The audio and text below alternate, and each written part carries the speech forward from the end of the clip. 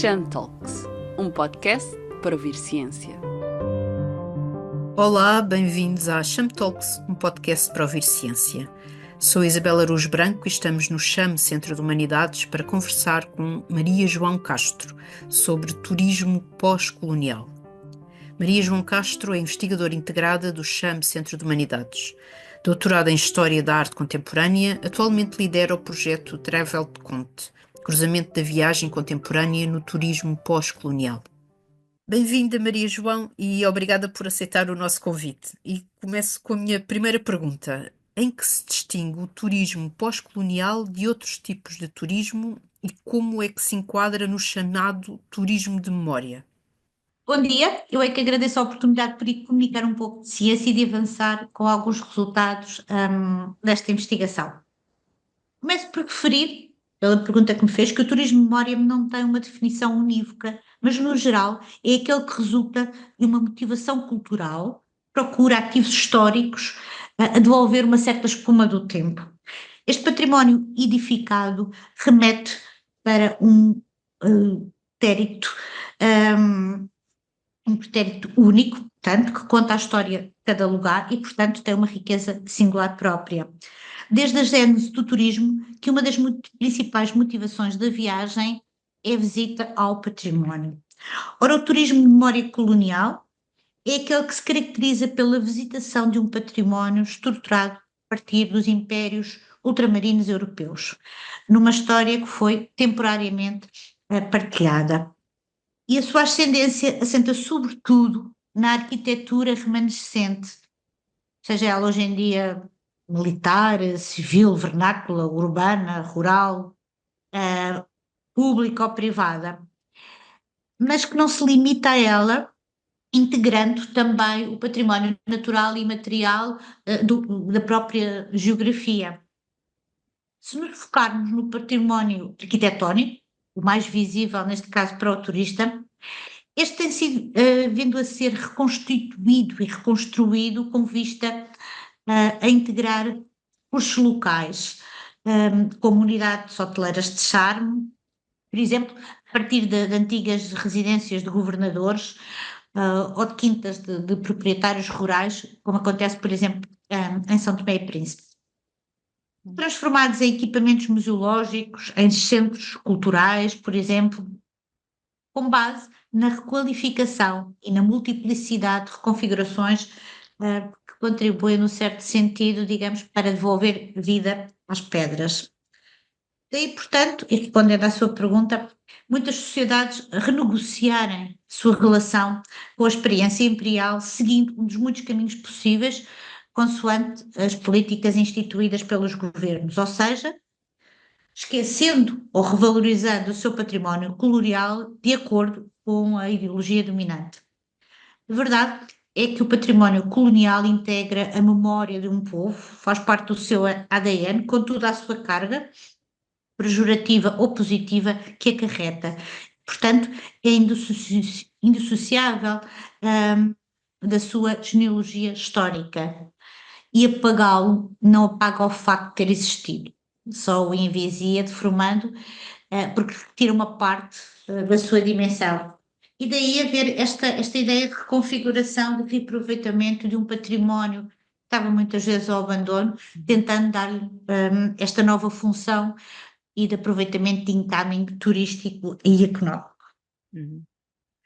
Num dos seus mais recentes artigos, Maria João indica, e passo a citar, que a metodologia parte da desconstrução de genealogias eurocêntricas, ou melhor, ocidentalocêntricas, uma vez que o pensamento pós-colonial restituiu a noção de pluralidade transfronteiriça.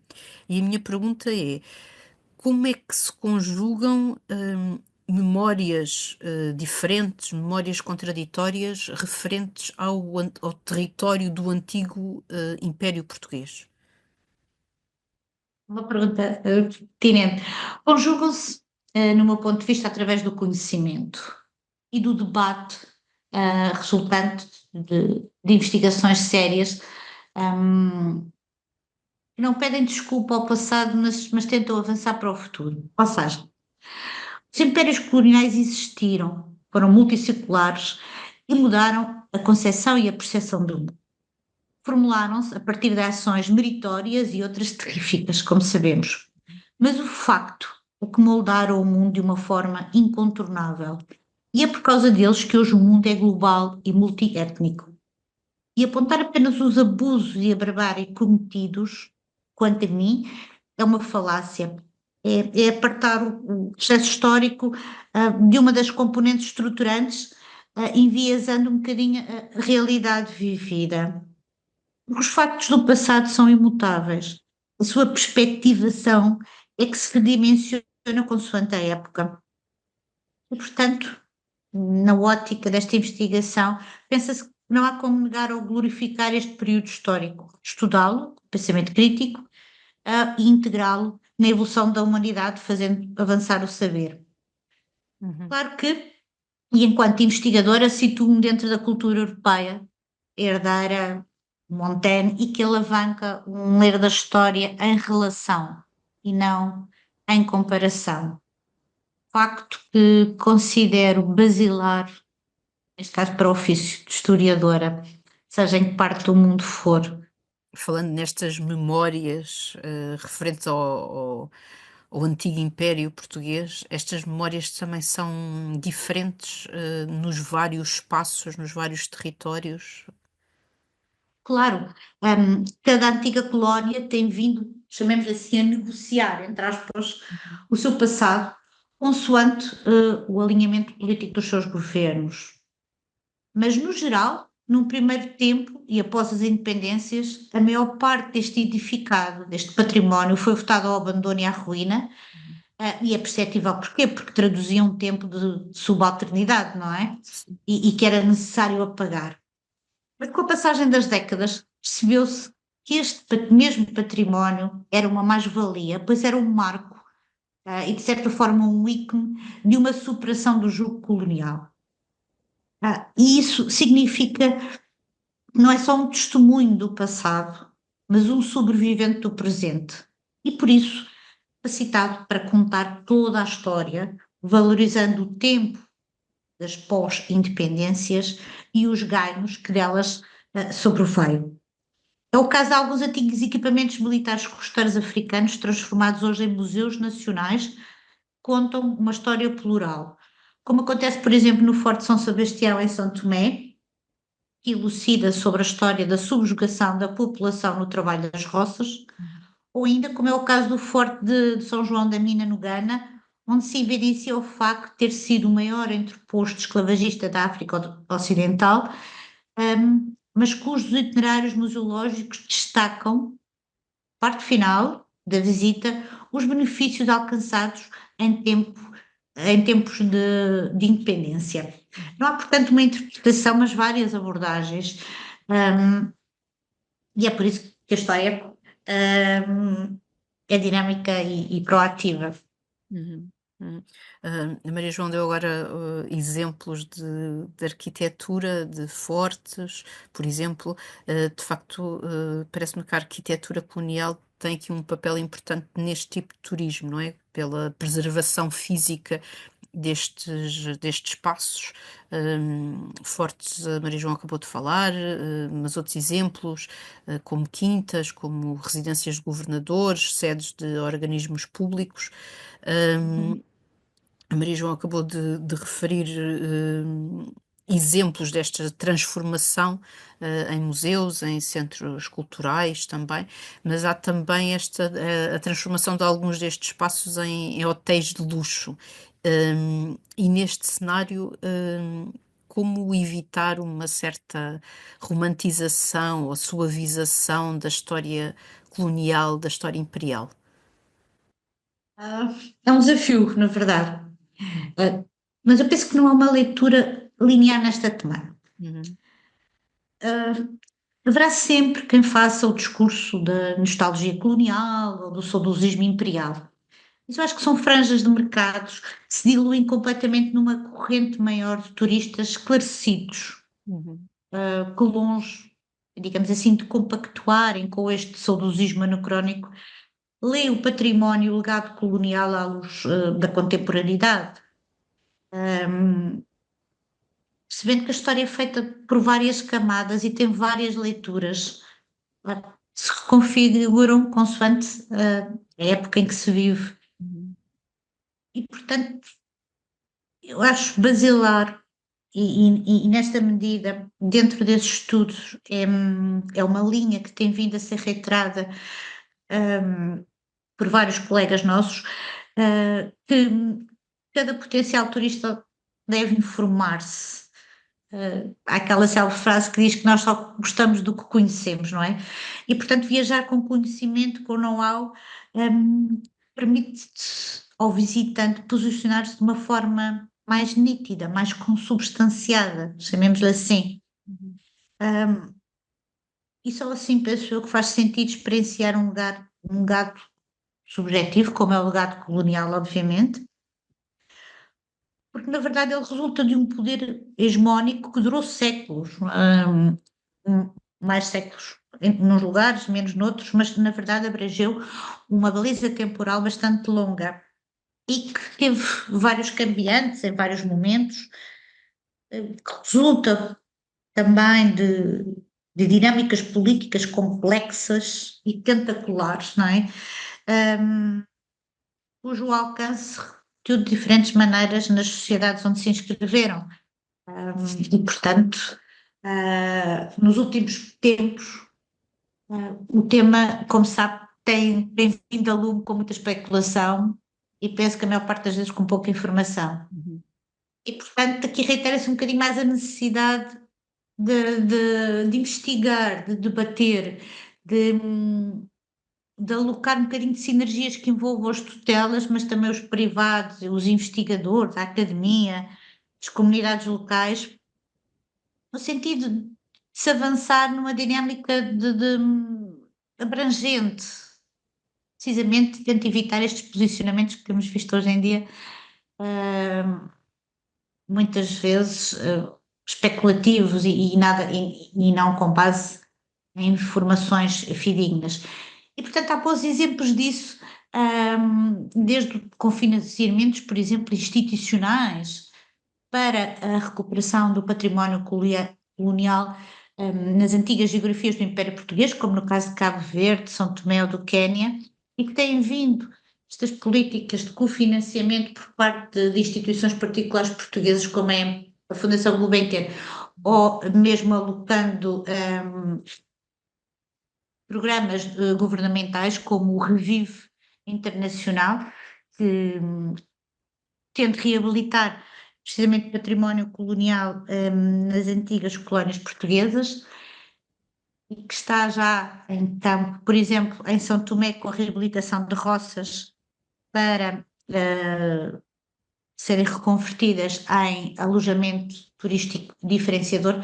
Portanto, há todo um conjunto de ações um bocadinho transversais que têm vindo a ser tomadas e que eu acho que de alguma forma imponderam ambos, quer dizer, a antiga sede imperial, chamemos-lhe assim colonial, mas ao mesmo tempo hoje em dia os territórios autónomos e completamente independentes que têm uma história única e, portanto, reaproveitá-la para o turismo é um bocadinho manter as pedras vivas, não é? E dar-lhes uma nova função que vai alocar e que vai desenvolver a economia local. Uhum. Penso que é neste sentido que se deve ler, segundo a minha perspectiva, um bocadinho esta reconfiguração e este reaproveitar de, de um legado que é subjetivo. Portanto, pode, obviamente, ter vários caminhos possíveis. Claro. A Maria João fala na historiografia e também como isso vai mudando, não é? Em função dos tempos. E, portanto, podemos dizer que a memória é também uma construção a partir do momento presente.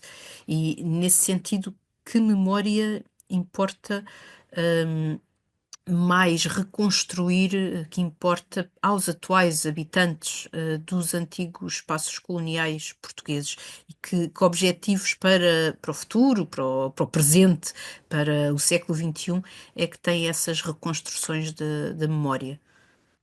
Ah, na minha opinião, importa, antes de fazer juízo de valor, ler a história contextualizada no seu tempo, integrada no processo histórico e repensá-la em perspectiva.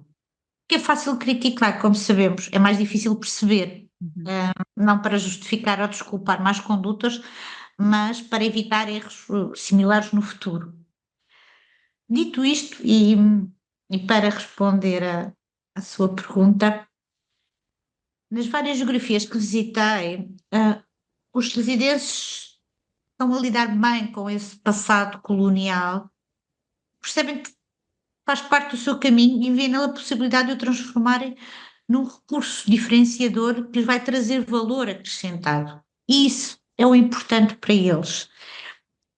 Por outro lado, a presença deste legado, como eu referi há bocadinho, além de tornar um bocadinho vivas as pedras, contam a sua história e não a do colono, que atualizam a narrativa, colocando-a no presente a partir de um ativo, obviamente, do passado. Daí ser um excelente veículo de alteridade e resiliência, precisamente porque é o resultado de uma superação. Por isso as reconstruções pretéritas dialogam com o visitante e atualizam a narrativa no século XXI. E penso que daí a sua força hoje em dia. Ok. Temos estado a falar principalmente dos espaços coloniais, mas queria pôr a questão ao contrário, ou do outro lado geográfico, porque é possível fazer turismo pós-colonial nas antigas metrópoles? No caso de Lisboa, por exemplo, isso é possível fazer? Claro que sim. A Lisboa tem sido nos últimos anos um bom exemplo disso. Porque a nossa capital guarda vestígios precisamente deste passado em conexão portanto, com arquiteturas de memória colonial, desde a Praça do Império, ao bairro das Colónias, ao Mosteiro dos Jerónimos, ao Padrão, etc. Embora todos estes lugares, estes monumentos tenham características distintas, que são espaços e são edificados relativos à colonização, e à preservação de uma narrativa monumental, obviamente ligada à expansão portuguesa. Sendo um dos dínamos, digamos assim, do turismo citadino atual, este património que é material e simbólico, obviamente não se encontra isento de críticas, como qualquer discurso político, aliás, mas também permite uma leitura de múltiplas valências, capazes de instigarem a uma interculturalidade efetiva. E é desse exemplo, por exemplo, estou-me a lembrar do roteiro histórico de uma Lisboa africana, cujo traçado se ramifica entre percursos distintos, focados, por exemplo, na zona ribeirinha, nas colinas da cidade, e, por exemplo, nesta parte das colinas da cidade, que incide sobre o cotidiano da Lisboa colonial, tanto da Lisboa do século XVI, XVII, XVIII. Também, por exemplo, o Museu de Lisboa organiza, salvo erro desde 2018, 19, visitas guiadas aos lugares invisíveis da escravatura citadina. São, portanto, diferentes opções que se oferecem ao turista entre testemunhos patrimoniais visíveis, não é? Os monumentos em si, e uma memória oculta da cidade, digamos assim, num património imaterial que não é visível a olho nu e que, portanto, exige atenção mais focada, digamos assim, uma direção mais focada para ser perceptível. E obviamente que todo este universo pode ser extrapolado para outras antigas capitais de impérios, pois há uma genealogia comum, de facto, e que tem vindo a ser reequacionada, chamemos-lhe assim, reconfigurada nos últimos anos, deste boom turístico, principalmente a nível do Ocidente e das cidades europeias. A Maria João estudou vários casos concretos de património, como as touradas na ilha de Pemba, no arquipélago de Zanzibar, na Tanzânia. Pode-nos falar um bocadinho desta e de outras tradições menos conhecidas que se enquadram no turismo pós-colonial? Posso, numa medida, é preciso perceber que o património tangível é muito mais facilmente reconhecível, arquitetura mostra-se, não é? Está lá, insere-se na construção de um lugar. Uhum. Quando se fala de património imaterial, não é tão imediato. É preciso perguntar, é preciso interessar-se e muitas vezes ele não se mostra de uma maneira fácil. Em Zanzibar, por exemplo, além do Cristo das Touradas na ilha de Pemba, que faz parte uma ilha pequena que faz parte do arquipélago de Zanzibar, em Zanzibar, por exemplo, na ilha mesmo, central, subsistem, por exemplo, no Swahili, falado pela população, mais de 50 vocábulos de origem portuguesa, muitos deles ligados ao mar, e é perceptível porquê, não é? Porque Claro. foram os portugueses que dinamizaram o comércio marítimo na costa oriental africana, portanto, palavras como almirante, amarra, Uhum. batel, cana, dizem-se da mesma forma que em português e sobreviveram a 5 séculos de atualizações linguísticas, tal como, por exemplo, os Burger no Sri Lanka, um grupo étnico descendente dos portugueses, católicos, e falantes do indo-português no Ceilão. É uma espécie de linguagem crioula de origem lusa e está viva e é falada pela comunidade. Por isso, um universo assim um bocadinho semi-desconhecido, à espera de cada turista.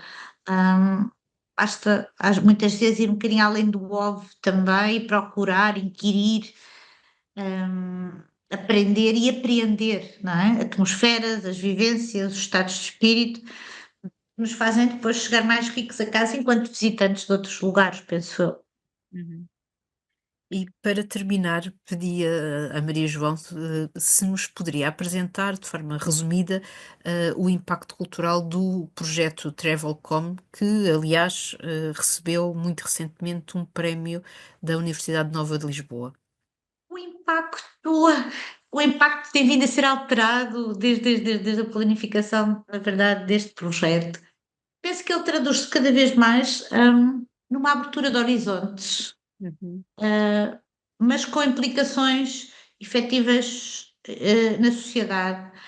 A nível local, ele está a ajudar a desenvolver infraestruturas, chamemos assim, subsidiárias, hum, que alocam, que acrescentam valor ao destino. Hum, a nível nacional, há uma capitalização de sinergias que temos vindo a promover, nomeadamente cooperação, visa ampliar e capitalizar, chamemos assim, as comunidades locais a criarem registros diferenciadores, nomeadamente promovendo a literacia e promovendo também, incentivando a criação das narrativas locais serem traduzidas para livro, por um lado, para não se perderem para gerações futuras, e para outro, para constituir o livro em si um recurso diferenciador a oferecer aos turistas que lhes vai dar mais informação sobre o que estão a ver, seja o património material ou imaterial.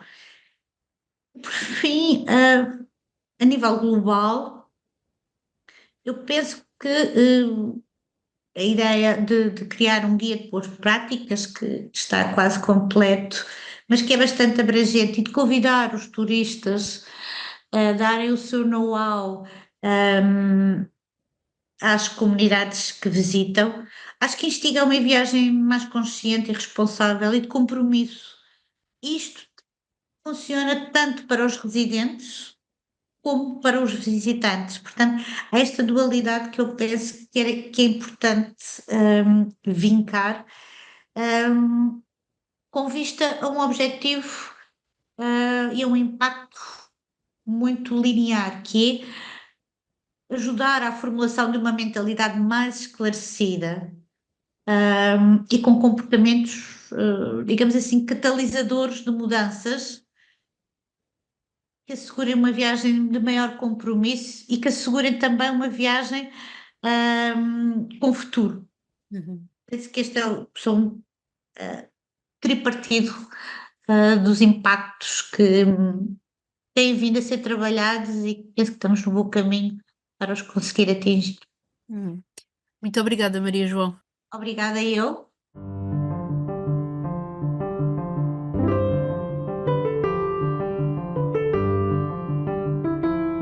E obrigada também a quem nos ouve. Não se esqueça de clicar no botão de notificação para seguir o nosso podcast, classificar com 5 estrelas e deixar os seus comentários. Desta vez falamos com Maria João Castro, investigadora integrada do CHAM Centro de Humanidades. É licenciada em Gestão Turística, com especialização em Relações Internacionais. Concluiu o seu doutoramento e o seu pós-doutoramento em História da Arte Contemporânea. Atualmente lidera o projeto Travel Conte, cruzamento da viagem contemporânea no turismo pós-colonial. Os seus domínios de especialização centram-se nas ciências da arte e das circulações globais, arte e poder, viagem e turismo no âmbito dos estudos pós-coloniais. Em breve, regressamos com mais conversas sobre ciência. Até lá! CHAM Talks, um podcast para ouvir ciência.